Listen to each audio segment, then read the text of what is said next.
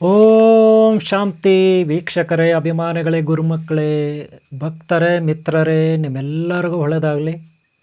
ಈ ದಿನ ನಾನು ನಿಮಗೆ ಎಡಮುರಿ ಬಲಮುರಿ ಎಡಮುರಿ ಕಾಯಿಗಳನ್ನು ಯಾವ ರೀತಿ ನಾವು ಯಂತ್ರ ತಯಾರು ಮಾಡೋದು, ಇದರಲ್ಲಿ ಬಲಮುರಿ ಎಡಮುರಿ ಕಾಯಿಗಳನ್ನು ನಾವು ಯಾವ ರೀತಿ ಯಂತ್ರ ಮಾಡೋದು, ಎಡಮುರಿ ಬಲಮುರಿ ತಗೊಂಡು ಅದಕ್ಕೇನೆಲ್ಲ ವಸ್ತುಗಳು ಬೇಕು ಅಂತ ನೋಡೋಣ. ನೋಡಿ, ಮೊದಲಿಗೆ ಇಲ್ಲಿ ಒಂದು ದಾರ ಬೇಕು. ದಾರ 3 ಕಲರ್ ಇರಬೇಕು. ಜೊತೆಗೆ ರಕ್ತಭೂತಾಳೆ. ಆಮೇಲೆ ನೋಡಿ, ಇದು ಬಂದು ನೀವು ಕೇಸರಿ ಅಂತಿರೋ, ಗಂಧ ಅಂತಿರೋ, ಅಶ್ವಗಂಧ ಅಂತ ಕರೀತಾರೆ. ಇದನ್ನು ಅಶ್ವಗಂಧ ಅಂತ ಕರೀತಾರೆ. ಸಾಮಾನ್ಯವಾಗಿ ಎಲ್ಲದಕ್ಕೆ ಯೂಸ್ ಮಾಡ್ತಾರೆ ಇದು. ಆಮೇಲೆ ನೋಡಿ, ರಕ್ತಭೂತಾಳೆ ಇದೆ. ಇವರೇ ನಿಮ್ಗೆ ಇವತ್ತು ಎಡಮುರಿ ಬಲಮುರಿ ಬಗ್ಗೆ ತಿಳಿಸ್ಕೊಡ್ತೀನಿ, ಯಾವ ರೀತಿ ಸಿದ್ಧಪಡಿಸೋದು ಅಂತ ನೋಡ್ಕೊಳ್ಳಿ. ನೋಡಿ, ಎಡಮುರಿ ಬಲಮುರಿ ಕಾಯಿಗಳನ್ನು ತೊಗೋಬೇಕು. 108 ಕಾಯಿ ತೊಗೋಬೇಕು. ಒಂದು ಸೈಡಿಗೆ ಅವುಗಳನ್ನು ಲೆಕ್ಕ ಮಾಡಿ ಇಟ್ಕೋಬೇಕು. ಆನಂತರ ಒಂದೊಂದೇ ಕಾಯಿನ ನಾವಿಲ್ಲಿ 3 ಕಲರ್ ಬಟ್ಟೆಗಳನ್ನು ಯೂಸ್ ಮಾಡ್ತೀವಿ. ಒಂದು ವೈಟ್ ಕಲರ್ ಬಟ್ಟೆ, ಒಂದು ಯೆಲ್ಲೋ ಕಲರ್ ಬಟ್ಟೆ, ಒಂದು ರೆಡ್ ಕಲರ್ ಬಟ್ಟೆ. ಈಗ ಸದ್ಯಕ್ಕೆ ನಾನು ರೆಡ್ ಕಲರ್ ಬಟ್ಟೆ ಮೇಲೆ ಎಡಮುರಿ ಬಲಮುರಿ ಕಾಯಿಗಳನ್ನು ಜೋಡಿಸ್ತಾ ಇದ್ದೀನಿ. ಇವು 108 ಕಾಯಿ ಇರಬೇಕು. ಮೊದಲು ನಾವು 108 ಕಾಯಿ ಚೆನ್ನಾಗಿರೋ ಕಾಯಿಗಳನ್ನು ಆಯ್ಕೆ ಮಾಡ್ಕೊಂಡು ಒಂದು ಕಡೆ ಗುಡ್ಡೆ ಹಾಕ್ಕೋಬೇಕು. ಅವುಗಳಿಂದ ಒಂದೊಂದೇ ಒಳ್ಳೆ ಕಾಯಿಗಳನ್ನು ಈ ರೀತಿ ಇಟ್ಕೋಬೇಕು. 108 ಕಾಯಿಗಳು ಜೋಡಿಸ್ಬೇಕಾಗುತ್ತೆ. ಆನಂತರ 108 ಕಾಯಿ ಆದಮೇಲೆ ಅವುಗಳನ್ನು ನಾವು ನೀಟಾಗಿ ಒಂದು ಫೋಲ್ಡ್ ಮಾಡಿ, ಅಂದರೆ ಮಡಚಿ, ಒಂದು ಆಕಾರಕ್ಕೆ ಒಂದು ಗುಚ್ಛ ಇರುತ್ತಲ್ಲ, ಹೂವಿನ ಗುಚ್ಛ, ಆ ರೀತಿ ಕಾಯಿಗಳ ಗುಚ್ಛವನ್ನು ಸಿದ್ಧಪಡಿಸ್ಬೇಕು. ಗೊತ್ತಾಯ್ತಲ್ಲ? ಮೊದಲು ನೋಡಿ, ಇವು 108 ಕಾಯಿಗಳಿದೆ. ನಾನು ಲೆಕ್ಕ ಮಾಡಿ ಹಾಕ್ಕೊಂಡಿದ್ದೀನಿ ಗುಡ್ಡೆ. ನೀವು ಅದೇ ರೀತಿ ಲೆಕ್ಕ ಮಾಡಿ ಹಾಕ್ಕೋಬೇಕು. ಆದಷ್ಟು ಚೆನ್ನಾಗಿರುವ ಸದೃಢವಾದ ಕಾಯಿಗಳನ್ನು ಇಟ್ಕೊಳ್ಳಿ. ಅದೇ ಹುಳ ಬಿದ್ದಿರೋ, ಹಳೇದಾಗಿರೋ, ಮುಗ್ಗೋಗಿರೋ ಕಾಯಿಗಳು ಬೇಡ. ಒಂದು ವೇಳೆ ಅಂಥ ಕಾಯಿಗಳಿದ್ದರೆ ಅವುಗಳನ್ನು ತಗೋಬೇಡಿ, ಸೈಡಿಗೆ ಹಾಕಿ. ಎಕ್ಸ್ಪೈರಿ ಆಗಿರ್ತವೆ. ಎಕ್ಸ್ಪೈರಿ ಆದ ಯಾವುದೇ ಗಿಡಮೂಲಿಕೆ, ರೆಂಬೆ, ಕೊಂಬೆ, ಕಾಯಿ, ಬೀಜ ಇವುಗಳಲ್ಲಿ ಶಕ್ತಿ ಇರೋದಿಲ್ಲ. ಏನಿದ್ರೂ ಶಕ್ತಿಯುತವಾಗಿರಬೇಕಂದ್ರೆ ಅದರಲ್ಲಿ ಪೌಷ್ಟಿಕಾಂಶ ಇರಬೇಕು, ಡೋಸೇಜಸ್. ಗೊತ್ತಾಯ್ತಲ್ಲ? ನೋಡಿ, 108 ಮಾಡ್ಕೊಂಡಿದ್ದೀನಿ. ಈಗ ರಕ್ತಭೂತಾಳೆ ಇವೆಲ್ಲವನ್ನು ಇದಕ್ಕೆ ಹಾಕಬೇಕು. ಇಲ್ಲಿ ಅವೆಲ್ಲ ಕಟ್ ಮಾಡಿ, ಏನು ಅಶ್ವಗಂಧ, ಅರಿಶಿನ, ಕುಂಕುಮ, ಕೇಸರಿ, ಆಮೇಲೆ ಕಸ್ತೂರಿ, ಆಮೇಲೆ ಗೊರಚಾರು ಇವೆಲ್ಲವನ್ನು ಅಲ್ಲಿ ಇಟ್ಕೊಂಡಿದ್ದೀನಿ ನಾನು. ನೋಡ್ಬೋದು, ನೀವು ಕಾಣಿಸ್ತಾ ಇದೆ ಡಬ್ಬಗಳಲ್ಲಿ. ಅದೆಲ್ಲ ಇದ್ರ ಮೇಲೆ ಹಾಕಬೇಕು. ಇದ್ರ ಮೇಲೆ ಸಿಂಪಡಣೆ ಮಾಡಬೇಕು. ಅಶ್ವಗಂಧವನ್ನು ಸಿಂಪಡಣೆ ಮಾಡಬೇಕು, ಅರಿಶಿನ ಕುಂಕುಮ ಎಲ್ಲ ಇಡಬೇಕು. ಆಮೇಲೆ ನೀವು ಈ ರೀತಿ ಬಟ್ಟೆನಲ್ಲಿ ಅವು ಹಾಕಿರೋದನ್ನು ನೀಟಾಗಿ 2 ಕೈಯಿಂದ ಮಡಚಬೇಕು. ನಾನು ಒಂದು ಕೈಯಲ್ಲಿ ಮಾಡಿಸ್ತಾ ಇದ್ದೀನಿ ನಿಮಗೆ ತೋರ್ಸೋಕ್ಕೆ. ಒಂದು ಕೈಯಲ್ಲಿ ಕ್ಯಾಮ್ರಾ ಇದೆ, ಕ್ಯಾಮ್ರಾ ಇಟ್ಕೊಂಡಿದ್ದೀನಿ, ಮೊಬೈಲು. ಗೊತ್ತಾಯ್ತಲ್ಲ? ನೋಡಿ, ಈ ರೀತಿ ಸಿದ್ಧ ಮಾಡ್ಕೋಬೇಕು. ನೀವು ಈ ರೀತಿ ಸಿದ್ಧ ಮಾಡ್ಕೋಬೇಕು. ನೋಡಿ, ನಾನು ಕಟ್ಟಿದ್ದೀನಿ ಆ ಬಟ್ಟೆನ, ರೆಡ್ ಕಲರ್ ಬಟ್ಟೆನ. ನೀವು ರೆಡ್ ಕಲರ್ ಬಟ್ಟೆ ಕಟ್ಟಿದರೆ ಅದರ ಮೇಲೆ ಎಲ್ಲ ಕಲರ್ ದಾರ ಕಟ್ಟಬೇಕು. ನೆನಪಿಟ್ಕೊಳ್ಳಿ, ಇಲ್ಲೊಂದು ಟ್ರಿಕ್ಸ್ ಇರುತ್ತೆ. ಏನಪ್ಪ ಅಂದರೆ, ನೀವು ಯಾವ ಬಟ್ಟೆ ಯೂಸ್ ಮಾಡಿದಿರಿ ಆ ದಾರ ಕಟ್ಟಬಾರ್ದು.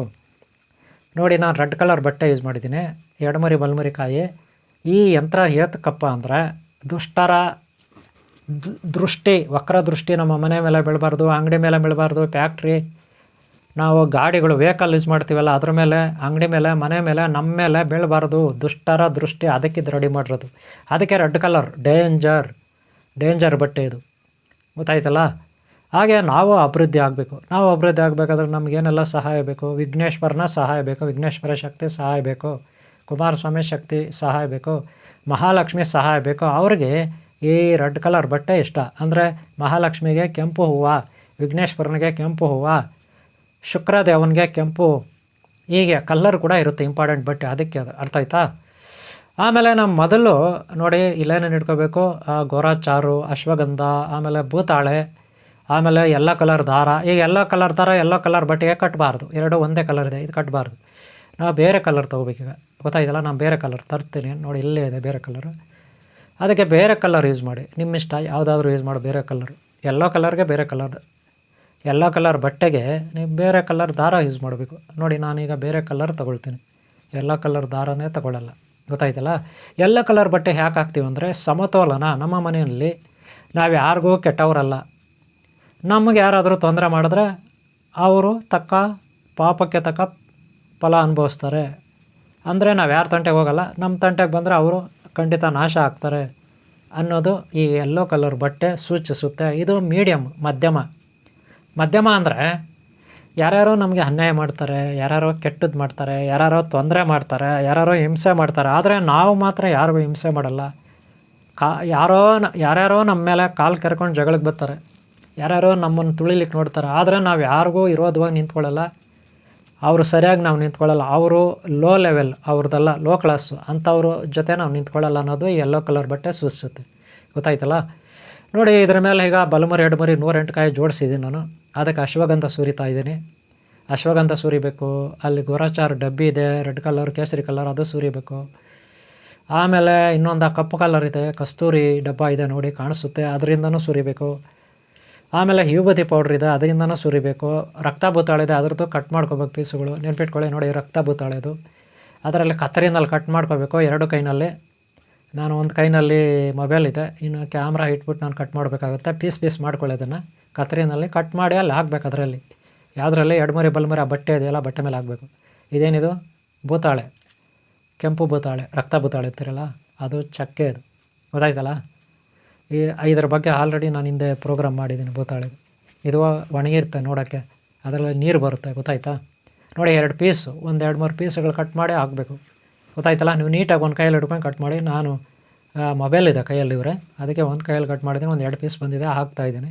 ಸಾಕು, 1-2 ಪೀಸ್ ಹಾಕಿದ್ರೆ ನಡೀತದೆ. ಒಂದು 5-6 ಪೀಸ್ ಕಟ್ ಮಾಡ್ಕೋಬೇಕು. ಓಕೆನಾ? ಸಣ್ಣ ಗೊತ್ತಾಯ್ತಲ್ಲ? ಕಟ್ ಮಾಡಿ ನೀವು ಹಾಕಿ ಅದರಲ್ಲಿ ಮಿಕ್ಸ್ ಮಾಡಬೇಕು. ಸಣ್ಣ ಪೀಸ್ ಹಾಕ್ಬಿಟ್ಟು ಹಾಗೆ ಇದೆಲ್ಲ ಹಾಕಿ ನೋಡಿ, ಈ ರೀತಿ ಕಟ್ಟಬೇಕು. ಇದೆಯಲ್ಲ ಆಲ್ರೆಡಿ ನಾವು ಕಟ್ಟಿದ್ವಲ್ಲ, ಆ ರೀತಿ ಡಿಸೈನ್ ಮಾಡ್ಕೋಬೇಕು. ನೋಡೋಕ್ಕೆ ಹೀಗೆ ಇರಬೇಕು ಹಾಗೆ ಇರಬೇಕು ಅಂತ ಏನಿಲ್ಲ, ಬರೀ ನೀವು ಬಟ್ಟೆ ಸುತ್ತಿದ್ರೆ ಸಾಕು, ಹೆಂಗೆ ಕಾಣಿದ್ರೂ ಒಂದೇ. ಇನ್ನೂ ವಂಕಿರ್ ಬೆಂಕಿ ಕಾಣಿದ್ರೆ ಇನ್ನೂ ಒಳ್ಳೆಯದು. ಯಾಕಂದರೆ ಬೇರೆಯವ್ರ ದೃಷ್ಟಿ ನಮ್ಮ ಮೇಲೆ ಬೀಳಬಾರ್ದು. ಅಂದರೆ ಅದೇನು ಸುಂದರವಾಗಿರಬೇಕು ಅಂತೇನಿಲ್ಲ. ನೋಡಿ, ಇವಾಗ ನಾನು ಕಟ್ಟಿದ್ದೀನಿ, ಅದು ನೋಡ್ದಲ್ಲ, ಇದು ಮೀಡಿಯಮ್ಮು. ನೋಡ್ರಿ, ರಕ್ತದು ಈ ಕೆಂಪು ಕಲರ್ ಬಂದು ನಾವು ಕತ್ತಿಗೆ ಕತ್ತಿ, ಶತ್ರುಗಳಿಗೆ ನಾವು ಶತ್ರು, ದುಷ್ಟರಿಗೆ ನಾವು ದುಷ್ಟರು ಅಂತಿರಲ್ಲ, ಅವ್ರಿಗೆ ಅದು ಕೆಂಪುದು. ಆದರೆ ಯೆಲ್ಲೋ ಕಲರ್ ಹಂಗೆಲ್ಲ, ಅಯ್ಯೋ ಯಾರು ಏನಾನ ಮಾಡ್ಕೊಳ್ಳಿ, ನಮ್ಮ ಮೇಲೆ ಅವ್ರು ಬಂದರೆ ಅವರೇ ನಾಶ ಆಗ್ತಾರೆ, ಅವ್ರನ್ನ ದೇವರೇ ನೋಡ್ಕೊತಾನೆ, ಆ ವಿಘ್ನೇಶ್ವರ ಎಡಮರಿ ಬರೀ ಗಣಪನೇ ನೋಡ್ಕೊತಾನೆ, ಆ ಮಹಾಕಾಳಿ ನೋಡ್ಕೊಳ್ತಾಳೆ, ಆ ರುದ್ರದೇವನ ನೋಡ್ಕೊತಾನೆ ಅಂತ ನಾವು ಹೇಳ್ತೀವಿ. ಯಾಕೆಂದರೆ ನಾವು ಯಾಕೆ ಸುಮ್ಮನೆ ಅವ್ರು ಸರಿಯಾಗಿ ಬೀದಿಯಲ್ಲಿ ನಿಂತ್ಕೋಬೇಕು ಅಂತ. ಅದಕ್ಕೆ ಎಲ್ಲ ಕಲರ್ ಬಟ್ಟೆ. ಅರ್ಥ ಆಯ್ತೇನ್ರಿ? ಆಮೇಲೆ ನೋಡಿರಿ, ಇಷ್ಟು ನಾವು ಮಾಡ್ಕೊಬಿಟ್ರೆ ದೀಪ ಇರಬೇಕು, ಊದ್ಕಡ್ಡಿ ಇರಬೇಕು, ಹಚ್ಚಿರಬೇಕು, ನಾವು ಬೆಳಗಬೇಕು. ದೀಪದಿಂದ ನಾವು ಬೆಳಗಬೇಕು. ನೆನ್ಪಿಟ್ಕೊಳ್ಳಿ, ಕರ್ಪೂರದಿಂದ ಬೆಳಗ್ಬೋದು. ಇದೆಲ್ಲ ಈಗ ಪ್ರಾಣ ಪ್ರತಿಷ್ಠೆ. ಏನು, ನೀವು ಈಗಾಗಲೇ ಎಡಮುರಿ ಬಲಮುರಿ ಸಿದ್ಧಿ ಮಾಡ್ಕೊಂಡಿದ್ದೀರಾ? ಬೀಜಾಕ್ಷರ ಮಂತ್ರ ನೀವು ತಗೊಂಡಿದ್ದೀರಾ? ಇಲ್ವಾ? ಹಾಗಾದರೆ ನಾನು ಬೀಜಾಕ್ಷರ ಮಂತ್ರ ಕೊಡ್ತೀನಿ. ಈಗ ಇಲ್ಲೇ ಸ್ಕ್ರೀನ್ ಮೇಲೆ ನಿಮಗೆ ಬೀಜಾಕ್ಷರ ಮಂತ್ರ ಕೊಡ್ತೀನಿ. ಈ ಬೀಜಾಕ್ಷರ ಮಂತ್ರನ ನೀವು 21 ದಿನ ದಿನಕ್ಕೆ 5 ಬಾರಿ ಕೂತ್ಕೊಳ್ಳಿ. 10 ನಿಮಿಷ ಹೇಳ್ಕೊಳ್ಳಿ.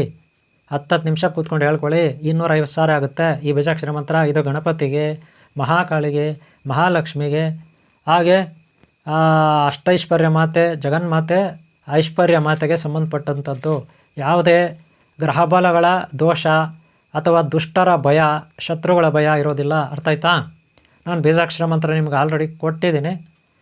ಇದನ್ನು ಪಠಣ ಮಾಡ್ಕೊಳ್ಳಿ 21 ದಿನ. ಹಾಗೆ ಪ್ರತಿ ಬುಧವಾರ ಏನಾದರೂ ಸ್ವೀಟು ಕಡುಬು ಮಾಡ್ಕೊಳ್ಳಿ. ಹಾಗೆ ಗುರುವಾರ ಪುಳೋಗರೆ ಮಾಡಿ, ಹಾಗೆ ಶುಕ್ರವಾರ ಏನಾದರೂ ಪಾಯಸ ಗೀಸ ಮಾಡ್ಕೊಂಡು ಮನೆಯಲ್ಲಿ ಲಕ್ಷ್ಮೀ ಪೂಜೆ, ಹಾಗೆ ಗಣಪತಿ ಕುಮಾರಸ್ವಾಮಿ ಪೂಜೆ ಬುಧವಾರ, ಹಾಗೆ ಶುಕ್ರವಾರ ಜಯಂತಿ ಮಾತಾ ಶುಕ್ರದೇವ ಅದೃಷ್ಟವಂತ, ಹಾಗೆ ಮಹಾಲಕ್ಷ್ಮಿ, ಇವ್ರದ್ದೆಲ್ಲ ಪಠನೆ ಮಾಡ್ಕೋಬೇಕು. ನೋಡಿ ಗುರುಮಕ್ಕಳೇ, ವೀಕ್ಷಕರೇ, ಭಕ್ತರ ಅಭಿಮಾನಿಗಳೇ, ಜೀವನದಲ್ಲಿ ನಾವು ಕಷ್ಟಪಡೋದು ಯಾವುದು ಬಿಟ್ಟಿಯಾಗಿ ಸಿಗಲ್ಲ. ಬಿಟ್ಟಿಯಾಗಿ ಸಿಕ್ಕಿದ್ರು ಅದನ್ನು ನಾವು ಯೂಸ್ ಮಾಡಿದ್ರೆ ಅಷ್ಟೊಂದು ನಮ್ಮ ಮೈಗೂಡಲ್ಲ. ಅದು ನೆನಪಿಟ್ಕೊಳ್ಳಿ. ಯಾವಾಗಲೂ ನಾವು ಕಷ್ಟಪಡಬೇಕು. ಗುರುವೇ ದೊಡ್ಡವನು. ಒಂದು ಜ್ಯೋತಿಯನ್ನು ಇಟ್ಕೊಳ್ಳಿ ಸಾಕು, ಚಿಕ್ಕದಾಗಿ ಒಂದು ಊದುಕಡ್ಡಿ ಹಚ್ಚಿ, ಕರ್ಪೂರ ಏನೋ ಧೂಪ ಗೀಪ ಹಚ್ಕೊಳ್ಳಿ. ಈ ರೀತಿ ರೆಡಿ ಮಾಡ್ಕೊಳ್ಳಿ. ಏನು 21 ದಿನ ನೀವು ಬೀಜಾಕ್ಷರ ಮಂತ್ರ ಮಾಡಬೇಕು, ಅದನ್ನು ಸಿದ್ಧಿ ಮಾಡ್ಕೊಂಡಿರ್ತೀರಾ. ಇದನ್ನು ಮನೇಲಿ ಇಟ್ಕೊಳ್ಳಿ. 21 ದಿನ ಇದ್ರ ಬಗ್ಗೆ ಮಂತ್ರ ಪಠನೆ ಮಾಡಿ ಸಿದ್ಧಿ ಮಾಡ್ಕೊಳ್ಳಿ. ಆಗ ಅದಕ್ಕೆ ಫಲ ಸಿಗುತ್ತೆ. ಗೊತ್ತಾಯ್ತಾ? ಇದಕ್ಕೆ ಫಲ ಸಿಕ್ಬಿಟ್ರೆ ಯಾರಾದರೂ ನಿಮ್ಮ ಹತ್ರ ಬಂದರೆ ಬರೀ ಇದರಲ್ಲಿರೋದು ಒಂದು ಕಾಯಿ ತೆಗೆದು ಅವ್ರು ಕೊಡಿ ಸಾಕು. ಅವ್ರ ಜೋಬಲ್ಲಿ ಇಟ್ಕೊಳ್ಳಿ, ಪರ್ಸಲ್ಲಿ ಇಟ್ಕೊಳ್ಳಿ, ಅವ್ರ ಮನೇಲಿ ಗಲ್ಲ ಇರುತ್ತಲ್ಲ, ಅಂಗಡಿಗಳಲ್ಲಿ ಗಲ್ಲ ಇರುತ್ತಲ್ಲ, ಚಿಲ್ಲರೆ ಗಲ್ಲ, ಅದರಲ್ಲಿ ಇಟ್ಕೊಳ್ಳಿ. ಅವ್ರಿಗೆ ಒಳ್ಳೇದಾಗುತ್ತೆ. ಗೊತ್ತಾಯ್ತಲ್ಲ? ಓಕೆ ಅವರೇ, ನೀವು ಮಂತ್ರ ಸಿದ್ಧಿ ಮಾಡಿಕೊಂಡು ನಿಮ್ಮ ಮನೆಯಲ್ಲಿ ಇದನ್ನು ಇಟ್ಕೊಂಡು, ಅಥವಾ ಅಂಗಡಿ ಮುಂದೆ ಬಾಗಿಲು ಮುಂದೆ ಇದು ದೇವ್ರ ಮನೇಲಿ ಇಟ್ಕೊಳ್ಳಿ ನೀವು ಮಂತ್ರ ಸಿದ್ಧಿ ಮಾಡ್ಕೊಳ್ಳೋರು. ಆದರೆ ಬೇರೆಯವ್ರಿಗೆ ಕೊಟ್ಟಾಗ ಈ ರೀತಿ ಮಾಡಿ ನೀವು, ಅವರು ಮನೆ ಬಾಗಿಲ ಮೇಲೆ, ಆಚೆ ಕಡೆ ಒಳಗೆ ಎಲ್ಲ ಅಂಗಡಿ ಬಾಗಿಲ ಮೇಲೆ ಅಥವಾ ಹೋಟಲ್ಲು ಅಥವಾ ಆಫೀಸು, ಫ್ಯಾಕ್ಟ್ರಿ ಒಟ್ಟಿನಲ್ಲಿ ಗಾಡಿನಲ್ಲೇ ಕಟ್ಬೋದು ಇದು. ಅವ್ರ ಮನೆ ಬಾಗಿಲ ಮುಂದೆ ಅಥವಾ ಒಳಗೆ ಜನಕ್ಕೆ ಕಾಣಬೇಕಿದು, ಒಟ್ಟಿನಲ್ಲಿ ಎಲ್ಲರಿಗೂ ಕಾಣಬೇಕು. ಆಗ ಅವರ ವಕ್ರ ದೃಷ್ಟಿ ಬೀಳೋದಿಲ್ಲ ನಿಮ್ಮ ಮೇಲೆ, ಶತ್ರುಗಳ ಭಯ ಇರೋದಿಲ್ಲ, ಶತ್ರುಗಳ ಕಾಟ ಇರೋದಿಲ್ಲ. ಹಾಗೆ ಆಕರ್ಷಣೀಯ ಶಕ್ತಿ ಮಹಾಲಕ್ಷ್ಮಿ, ಅಷ್ಟೈಶ್ವರ್ಯ ಮತ್ತು ಅದೃಷ್ಟ ದೇವತೆ ಜಯಂತ ಮತ್ತು ಶುಕ್ರದೇವು ಇವ್ರದ್ದೆಲ್ಲ ನಿಮಗೆ ಆಶೀರ್ವಾದ ಇರುತ್ತೆ, ಗುರುದೈವ ಆಶೀರ್ವಾದ. ಓಕೆನಾ? ಇಷ್ಟು ಈ ವಿಡಿಯೋ ಬಲಮರಿ ಎಡಮರಿ ಯಾವ ರೀತಿ ರೆಡಿ ಮಾಡೋದು ಅಂತ. ನಿಮ್ಗೆ ಇಷ್ಟ ಆದರೂ ಒಂದು ಲೈಕ್ ಮಾಡಿ. ಹಾಗೆ ಹಿಂದಿನ ಭಾಗ ನೋಡಿ, ಮೊದಲ ಮಾಡಿ. ಓಂ ಶಾಂತಿ.